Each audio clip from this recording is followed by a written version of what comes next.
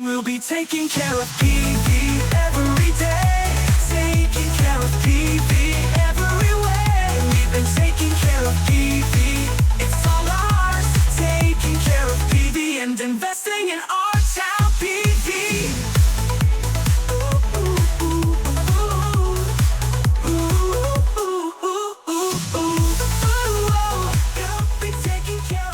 Hello, Prescott Valley, and welcome to another episode of PV in Focus. We are so excited to have you either joining us to listen to the podcast or watch us.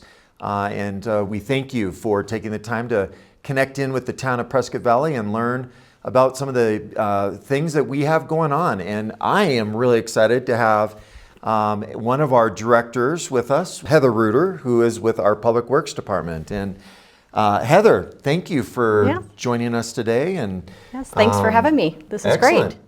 Great. So, Heather, tell us a little bit, how long have you been with PV and what is Public Works? What are you guys responsible for and what do you do for the community? Okay, so I have been with PV going on 3 years now.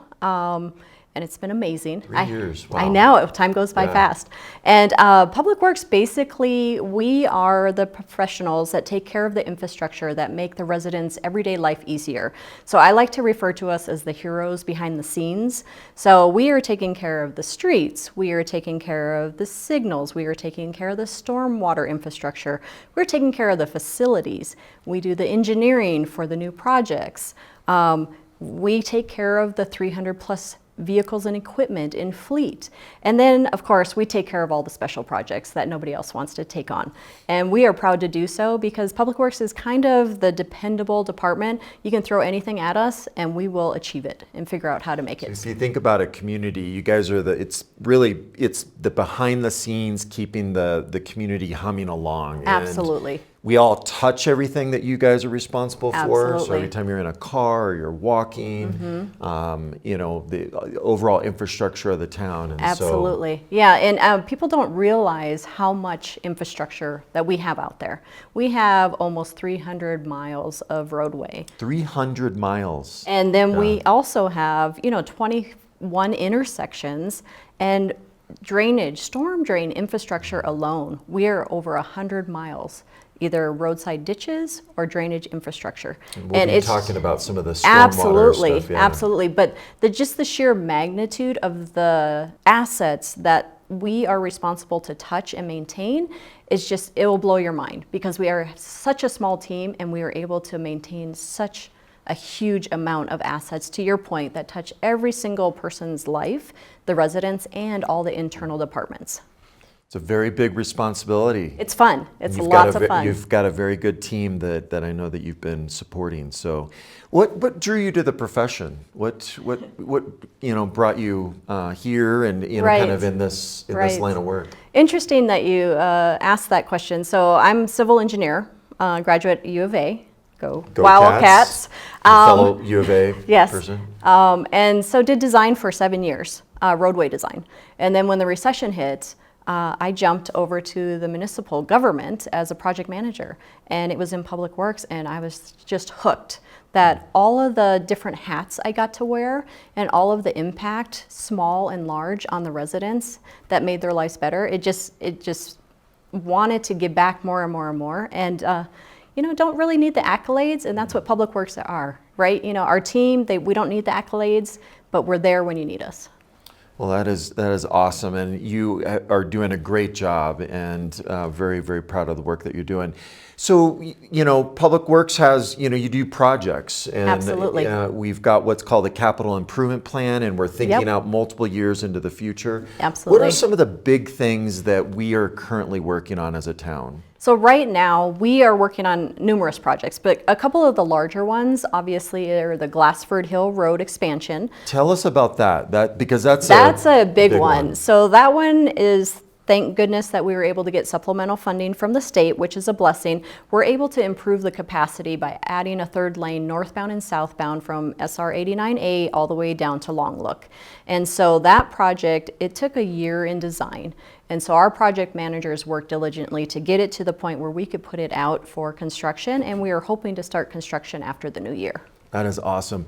So for our community, when this is finished and we have to go through construction, right? So Absolutely. that's not always a fun thing. And I know you Right. guys are going to try to minimize The impact on everyone. But for the traveling public, you're literally going to be able to go from Highway 69 heading north on 3 lanes all the way up there Correct. and heading south. And Correct, so correct. it'll improve traffic flow. Absolutely. Improve safety. Yes. What I really love about this project is the sidewalks and The multi-use pathway on both sides of the roadway, which Absolutely. just makes it a safer, and bike lanes. Absolutely. Which, again, that's an important thing of, as we do new road projects, trying to think about that multimodal aspect going forward for our town. Absolutely. And speaking of multimodal, that leads into one of our other projects, which are solar pedestrian crossings that we're currently under construction to improve safety, because we hear it all the time and we see it when we're out there. Crossings to our parks that need to be safer, crossings to our schools that need to be safer, crossings just for our residents and neighborhoods. So we are moving that one forward as well. And then we're also focusing on, our infrastructure for stormwater and making sure, like our lake shore drainage along there. We're doing a project to do spot improvements to ensure that our assets, our roadways, don't fall into the drainage infrastructure. And so really thinking long term about, okay, where can we put our dollars to improve and extend the life of our assets and improve, the quality of life for our residents. So you're talking about something I think very important that, I think everyone that's listening and watching today needs to know more about is, we've got, 300 miles of roadway and you have a limited budget. How do you go about assessing which roads get which types of treatments? So, Right. Resurfacing and or reconstructions of a Right. road. How do you go about that? Well, we don't just pick and choose. So it's not by the number of phone calls It we is not get, by the although number that of can that influence. It but- can influence it based Right. on safety if we are not seeing something. But what we did a couple of years ago is we actually called out a contractor to drive all of our roads and give us a pavement condition index number. That's industry standard on how we look at our roadways. So it's a grade. It's So a like grade. okay. So how we put our 5-year pavement preservation plan together is we look at where our roads are failing based on the grade that was gathered.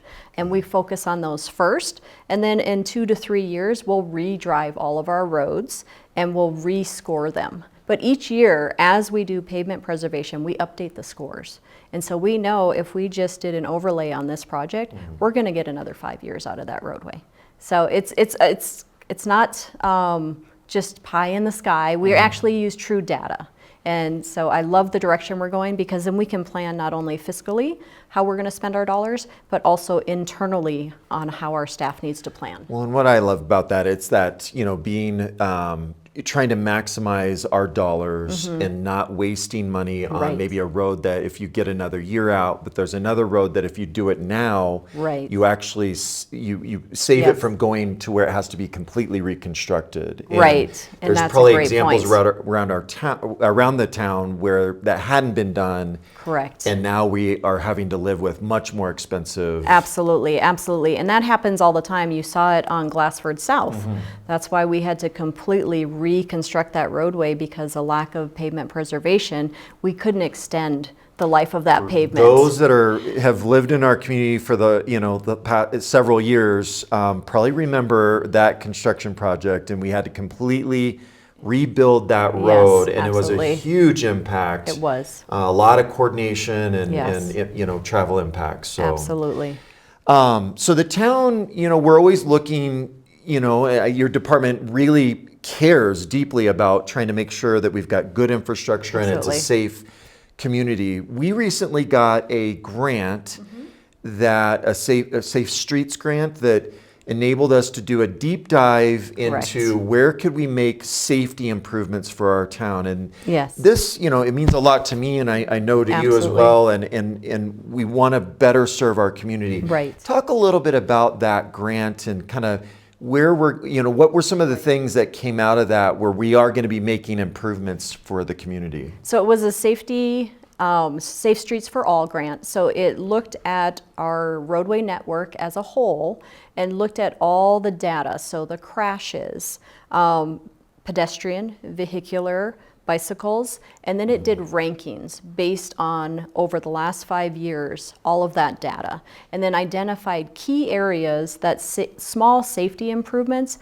could go a long way to reduce those numbers. The goal is vision zero, to get to 0 serious injury crashes. Let's stress that again. Yes. Our goal as a, Yes. as a municipality, we want 0 crashes, 0 Absolutely. fatalities. Absolutely. And that's where we're working towards. And so some of those projects that came out of that plan, which gives us a roadmap to move forward, are connections of our multi-use paths, intersection improvements, site visibility improvements, just realigning some roadways so they come in as a T intersection and not at an angle. And so those little changes really drastically reduce accidents.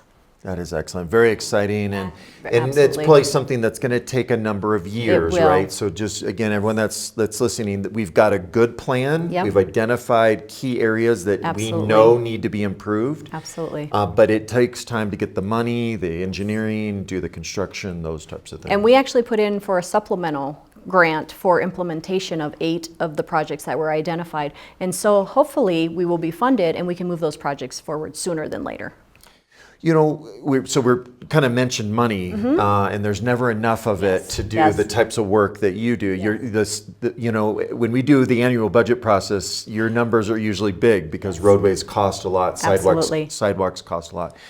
Where does the money come from? How are you funded as a department? So as a department, Public Works is funded out of 3 sources. We are funded out of Highway User Revenue Fund, which is HERF funding and gas tax, and then stormwater rates.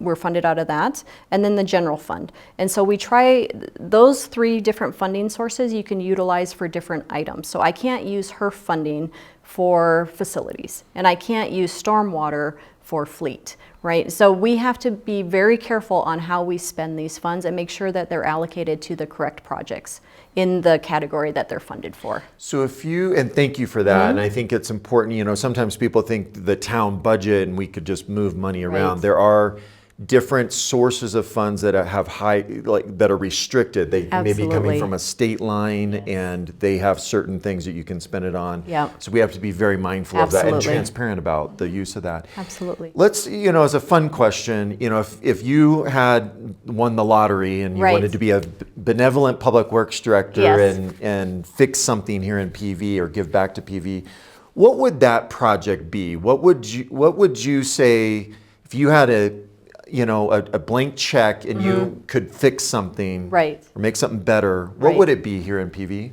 Well, I hear all the time from resident survey is the connectivity with sidewalks and multi-use paths. We just finished our Lasso Loop planning document, which is a 24 to 26 mile multi-use path that exciting. encircles PV as well as comes in on little tentacles to our retail and our residential and our schools and churches. And so I would take that money and just implement that plan in its entirety.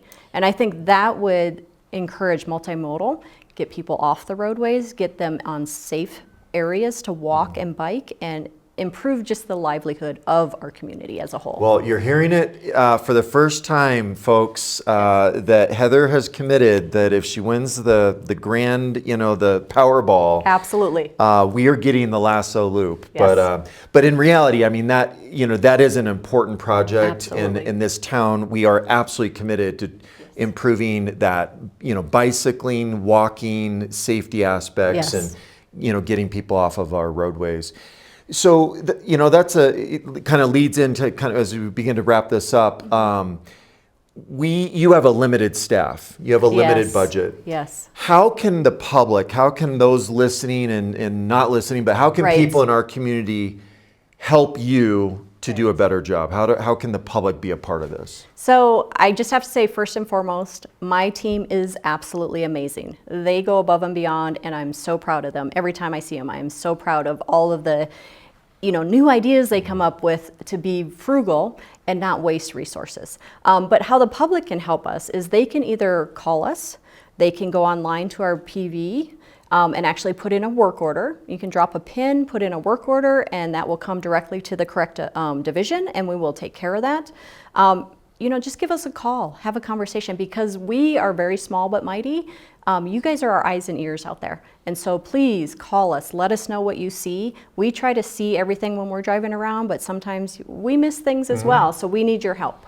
Well, first, I want to, that shout out to the team. It Yes. takes good people that want to be a part Absolutely. of working in public service. Absolutely. That can make that big difference. And I appreciate the work that you and your entire team do. They Thank are you. working very hard and on behalf of all of us. Yes, thank you. And then, for our public, Heather just said something that's so important.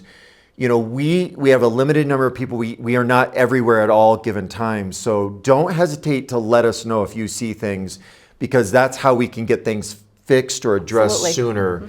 Don't assume that we know it's, if it's a pothole or graffiti or whatever the issue is, Yes. let us know. With that, I want to thank you. Absolutely. Thank you for having me Yeah, today. thank you for Absolutely. talking and sharing some exciting projects that we have and kind of how the department works and the important work that you do on behalf of all of us. And for those that are listening, this is our last episode for 2025. So it's been a great year here in Prescott Valley, but 2026 is going to be even greater for us. And we are very excited about what the new year holds. And thank you for being a part of our community. And cheers And cheers. to the new year. We'll be taking care of PV.